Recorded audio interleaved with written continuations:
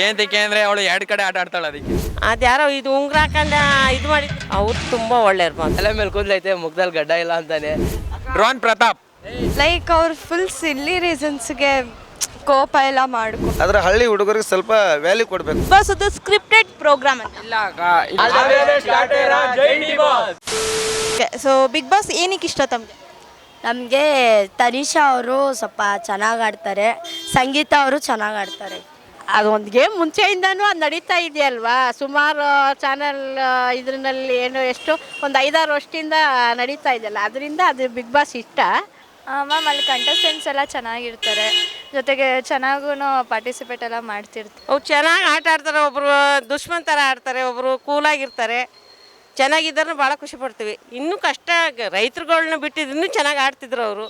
ಇವ್ರು ಏನು ಮಾಡ್ತಾರೆ, ಅವ್ರವರೇ ಕಿತ್ತಾಡ್ತಾರೆ, ಹೊಂದಾಣಿಕೆ ಇಲ್ಲ ಏನಿಲ್ಲ. ಆದ್ರೆ ಹಳ್ಳಿ ಹುಡುಗರಿಗೆ ಸ್ವಲ್ಪ ವ್ಯಾಲ್ಯೂ ಕೊಡಬೇಕು.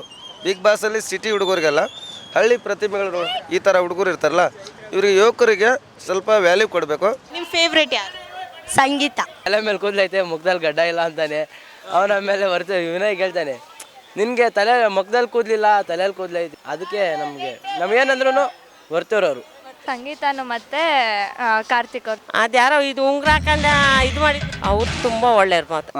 ಇವಾಗ ವಾಸ್ತವ ನೋಡಿದ ತಕ್ಷಣ ಗೊತ್ತಾಗುತ್ತೆ ಪ್ರತಾಪ್ ಆ್ಯಕ್ಚುಲಿ ನಮ್ಗೆ ಬರ್ತೀವ್ರು ವಿನಯ್. ಕಾರ್ತಿಕ್, ತನಿಷಾ. ಪ್ರತಾಪ್ ಮೇಡಮ್.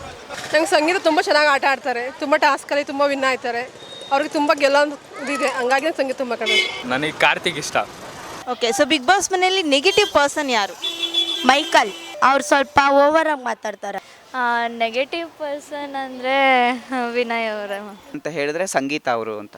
ಸಂಗೀತ ಏನಕ್ಕೆ ಅಂದ್ರೆ ಅವಳು ಎರಡು ಕಡೆ ಆಟ ಆಡ್ತಾಳೆ ಅದಕ್ಕೆ. ವಿನಯ್ ಮೇಲೆ ಯಾವಾಗಲೂ ಜಗಳಕ್ಕೆ ಹೋಗ್ತಾ ಇರ್ತಾಳೆ, ಅದೇ ನಮ್ಗೆ ಇಷ್ಟ ಆಗಲ್ಲ.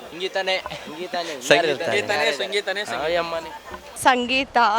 ಲೈಕ್ ಅವ್ರು ಫುಲ್ ಸಿಲ್ಲಿ ರೀಸನ್ಸ್ಗೆ ಕೋಪ ಎಲ್ಲ ಮಾಡಿಕೊಂಡು ಇತ್ತೀಚೆಗೆ ಫಸ್ಟ್ ಅವ್ರು ಹಂಗಿರಲಿಲ್ಲ, ಬಟ್ ಈಗೀಗ ತುಂಬ ಅದಕ್ಕೆ ಸ್ವಲ್ಪ ನೆಗೆಟಿವ್ ಅಂತ ಅನ್ನಿಸ್ತಾ ಇದ್ದಾರೆ. ವಿನಯ್ ಸ್ವಲ್ಪ ನೆಗೆಟಿವ್ ಅನಿಸ್ತಾರೆ. ಏನಕ್ಕೆ ಅಂತಂದರೆ ಪ್ರತಾಪ್ ಅವನು ಯಾವುದಾದ್ರೂ ಒಂದು ಕಾನ್ಸೆಪ್ಟ್ ಏನಾದರೂ ಅವನು ಆಟ ಆಡಿಲ್ಲ ಅಂದರೂ ಇರ್ಬೋದು, ಬಟ್ ಬೇರೆಯವ್ರಿಗಾದರೆ ಒಂದು ಕಾನ್ಸೆಪ್ಟ್ ಬೇರೆ ಕಂಟೆಸ್ಟೆಂಟ್ಗಾದರೆ ಆಡೋಕ್ಕಂತ ಒಂದು ಪ್ರಮೋಟ್ ಮಾಡ್ತಾನೆ, ನೀವು ಆಡಿ ನೀವು ಗೆಲ್ರಿ, ಸೊ ನಾವು ನಿಮ್ಗೆ ಸಪೋರ್ಟ್ ಮಾಡ್ತೀವಿ, ಎಲ್ಲರೂ ಒಂದು ಮನೆ ರೀತಿ ಟ್ರೀಟ್ ಮಾಡ್ತಾನೆ. ಬಟ್ ನೆಗೆಟಿವ್ ಕಾರ್ತಿಕ್ ಸ್ವಲ್ಪ ಇದು ಮಾಡ್ದಂಗೆ ಆಡ್ತಾರೆ, ವಿನಯ್ ಕಾರ್ತಿಕ್, ಅದರಲ್ಲಿ ವಿನಯ್ ಸ್ವಲ್ಪ ಹೋಗ್ಬೇಕು ಅಂತ ಆಸೆ.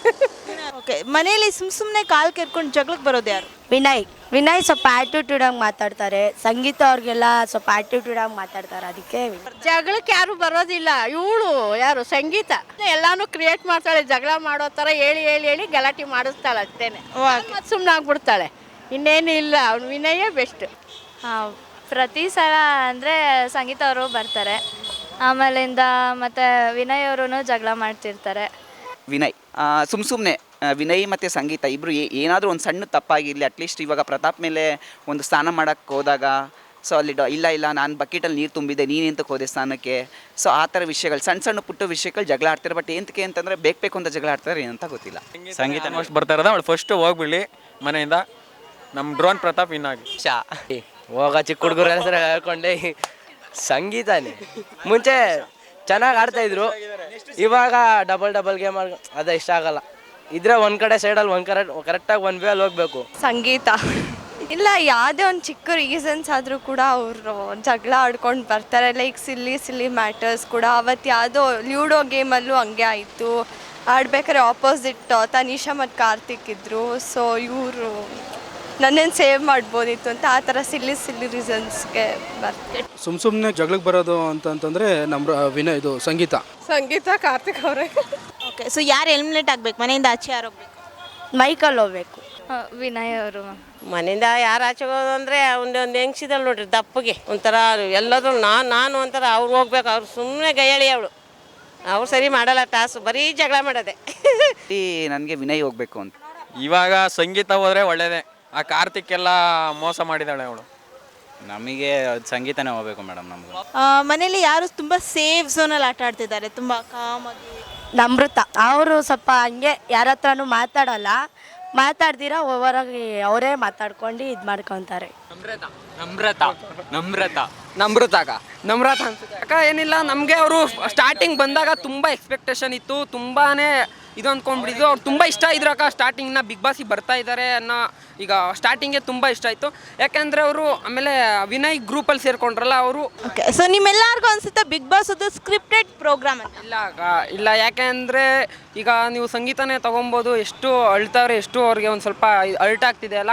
ಸೊ ಅದನ್ನೆಲ್ಲ ನೋಡಿದ್ರೆ ನಮಗೆ ಏನು ಸ್ಕ್ರಿಪ್ಟ್ ಅಂತ ಅನ್ಸಲ್ಲ, ಅದೆಲ್ಲ ಮನಸ್ಸಿಂದ ಎಲ್ಲ ಬರುತ್ತೆ. ಅದನ್ನೆಲ್ಲ ನೀವು ಸ್ಕ್ರಿಪ್ಟ್ ಥರ ಮಾಡ್ಕೊಂಡು ಆ್ಯಕ್ಟಿಂಗ್ ಮಾಡೋಕ್ಕಾಗಲ್ಲ. ಅದರೊಳಗಡೆ 24 hours ಆ ಥರ ಇರೋಕ್ಕಾಗಲ್ಲ, 100 ದಿನಗಳ ಕಾಲ ಅದರೊಳಗಡೆ ಆ ಥರ ಸ್ಕ್ರಿಪ್ಟಲ್ಲಿ ಇರೋಕ್ಕಾಗಲ್ಲ ಆಗ. ಸೊ ಟಾಪ್ 5 ಫೈನಲಿಸ್ಟಲ್ಲಿ ಯಾರ್ಯಾರು ಇರ್ತಾರೆ? ವರ್ತೂರು, ಪ್ರತಾಪ್, ಆಮೇಲೆ ಕಾರ್ತಿಕ್, ನಮ್ರತ ಎಲ್ಲ ಮನೆಗೆ ಹೋಗಿರ್ತಾರೆ ಅಷ್ಟೊತ್ತಿಗೆ. ಸಂಗೀತ ಮತ್ತು ಇದು ವಿನಯ್ ಬರ್ಬೋದು. ವಿನಯ್, ನಮ್ರತ, ಕಾರ್ತಿಕ್, ತನಿಷಾ, ಪ್ರತಾಪ್ ಬಂದರು. ಸಂಗೀತ, ಪ್ರತಾಪ್ ಇರ್ತಾರೆ, ಮತ್ತು ಹೊರ್ತು ಸಂತೋಷ್ ಅವರು ಇರ್ತಾರೆ. ವಿನಯ್, ಕಾರ್ತಿಕ್. ಯಾರು ವಿನ್ ಆಗಬೇಕು? ವಿನಯ್ ವಿನ್ ಆಗಬೇಕು. ಸಂಗೀತ ಆಗಬೇಕು. ವರ್ತೂರರ ಆಗಬೇಕು. ಡ್ರೋನ್ ಪ್ರತಾಪ್. ನಮಗೆ ವಿನಯ್ ಇಲ್ಲ ಹೊರ್ತೂರು. ಕಾರ್ತಿಕ್. ಪ್ರತಾಪ್ ಅನ್ನೋದು ಪ್ರತಾಪ್ ಪಕ್ಕ ಹೇಳ್ತಾರೆ ಅನ್ನೋದು ಒಂದು. ನನಗೆ ಕಾರ್ತಿಕ್ ವಿನ್ ಆಗಬೇಕು. ಪ್ರತಾಪ್ ಇಲ್ಲ ಕಾರ್ತಿಕ್.